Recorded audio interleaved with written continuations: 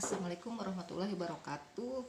Kita mulai dengan lanjutan pembelajaran tentang cara menjurnal ya. Sengaja ibu bikin video seperti ini biar seakan-akan ada di dalam kelas ya. Anda bisa paham bagaimana cara memasukkan jurnal. Ya, bismillahirrahmanirrahim. Oke, kita lihat latihan soal yang Azkia dekorator. 10 bulan 12 menerima kas sebesar 30 juta dari rekening pemilik ke rekening perusahaan. Ini jurnalnya. Oke ya. Di sini tanggal 10 Desember. Ini ada kolom keterangan. Harusnya di sini nomor buktinya ada. Cuman kebetulan di soal nggak ada. Nanti pasti kalau aslinya harus ada. Kita anggap saja nanti nomor buktinya KJK misalkan seperti itu 01. Oke, kita fokus ke cara menjurnalnya. Akun-akun apa aja yang harus masuk ke dalam jurnal tersebut. Tadi menerima kas, berarti di sini di debitnya kas. Kas masuk di debit sebesar 30 juta. Ibu sengaja pakai ribuan rupiah biar tidak terlalu sesek nolnya ya. Kemudian kas masuk dari mana? Sumber kas masuk itu dari mana? Dari modal pemilik. Makanya di sini kasnya di debit, kreditnya modal atau kapital di sebelah kredit. Oke, referensinya 101. Kenapa 101? Karena harus ingat, balik lagi ke pembelajaran yang lalu bahwa nomor 1 itu miliknya dari aset. Makanya ibu udah bikin nih seperti ini. 101 itu kas atau cash. Sedangkan untuk 102 punyanya piutang. Makanya referensinya harus diisi. Kas 101 sesuaikan. Ini emang butuh keahlian tersendiri ya, tapi lama-kelamaan pasti Anda bisa. Oke ya. Menerima kas di debit dari modal, modalnya di kredit. Modal di kredit nih bukan berarti berkurang, bukan, modalnya ada, maka baca lagi aturan debit kredit ya. Oke, next, tanggal 10 masih ya. Membayar biaya listrik, membayar dengan cash pasti kalau untuk urusan begini ya, walaupun ditransfer juga tetap aja cash, itu intinya ya. Biayanya ada di debit nih, referensinya 602. Biaya itu referensi kepalanya di kepala 6 ya. Nih. Kreditnya kas 101. Jadi si kas ini referensinya akan selalu sama dari awal sampai akhir. Nggak bisa referensi kas di sini jadi 102. Tetap milik key, kunci key istilahnya ya, kunci key. Foreign key tetap unik. Ya, artinya seperti itu. Nanti Anda belajar pemrograman bakal tahu kunci-kunci dari perancangan sistem. 101 itu milik kas, makanya di sini tetap kasnya referensinya 101 senilai ini 615.000. Paham ya? Next, yang ketiga, membeli kendaraan seharga 36 juta. Kendaraannya ada di debit. Kendaraannya ada walaupun bayarnya baru 9 juta cashnya. Sisanya apa? Wesel bayar. Ini hutang. Karena harganya 36 juta tapi perusahaan baru sanggup bayar 9 juta. Ya. Perusahaan baru bisa bayar 9 juta. Nih.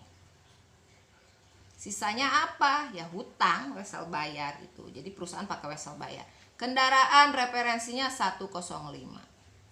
Kas tetap 101. Wesel bayar hutang kepala 2. Nah, 2 ya tuh, kepalanya 2. Oke. Kendaraan 36 juta, kas 9 juta, sisanya 27 juta. Dari mana 27 juta? Baca soal. Ya, dibayar cash. Ya, 9 juta sisanya dengan wesel bayar ya tinggal dikurangi saja. 36 juta dikurangi 9 juta jadi 27 juta.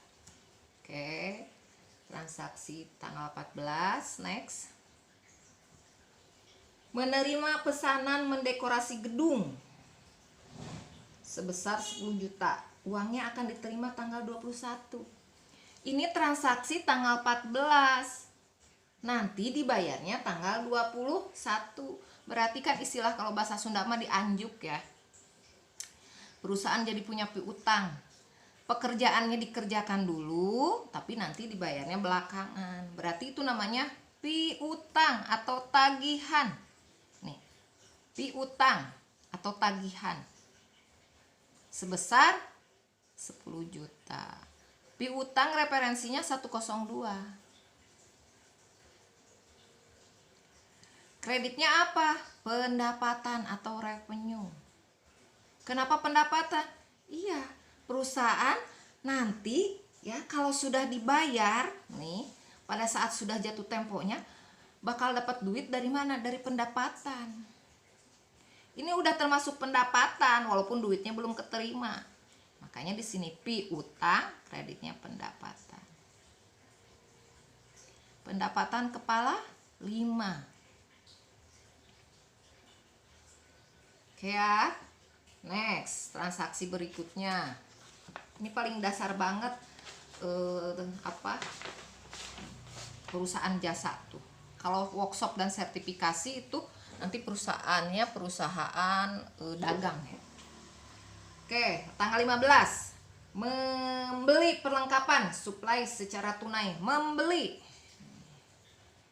Kalau kamu bingung cara menjurnal, kamu ingat-ingat deh, kalau membeli secara cash berarti duitnya keluar. Taruh dulu deh kasnya di kredit. Apa sih yang dibeli? Perlengkapan. Simpan di debit. Trik kalau belum memahami cara menjurnal. Kasnya di kredit, beli secara cash berarti cashnya di kredit. Apa nih yang dibelinya? Perlengkapan. Kenapa perlengkapannya di debit? Artinya perlengkapannya yang tadinya tidak ada di perusahaan karena membeli jadi ada, makanya perlengkapannya di debit. Perlengkapan masuk ke dalam kategori aset kepala 1. Kepala 1. Makanya di sini 103. Sejumlah 265.000. Kreditnya kas 101. Ya.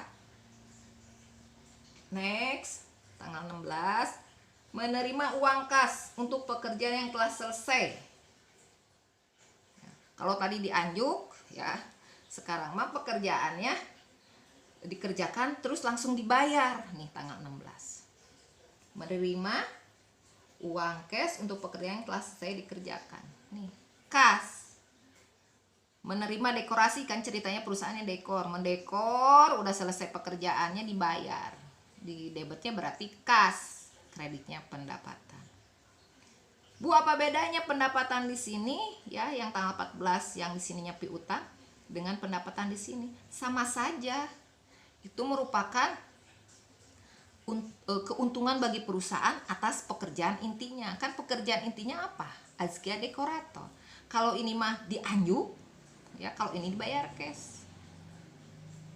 Ini pendapatan ini akan masuk ke dalam laba rugi atau income statement. Ini dibayarnya cash, jadi kas atau cash, di debitnya kreditnya pendapatan. Pendapatan kepala 501 sama dengan ini. Ya. Kasnya tetap 101. Oke, sejumlah uangnya sudah 1.080.000. Tanggal 18. Membeli peralatan secara kredit. Membeli. Tadinya peralatan tuh nggak ada karena perusahaan butuh tapi belum ada uang secara cash, makalah belinya secara kredit, maka timbul hutang dagang. Hutang dagangnya di kredit ya, karena hutang dagangnya yang tadinya tidak ada, tadinya perusahaan nggak punya utang jadi ada hutang, makanya hutang dagangnya, akun hutang dagangnya harus di kredit. Kalau di debit berarti bayar. Nih, hutang dagang di kredit. Kenapa jadi ada hutang dagang? Karena beli peralatan atau equipment sebesar 8 juta. Oke, bisa dipahami. Peralatan masih kategori aset atau harta. Kepala 1. 104 Ibu bikin. Hutang dagangnya kepala 2. Nih, asalnya perusahaan nggak punya hutang, gara-gara beli secara kredit jadi punya hutang. Oke, next. Tanggal 21. Menerima pembayaran atas pesanan tanggal 14 bulan 12. Tanggal 14 nih, yang ini.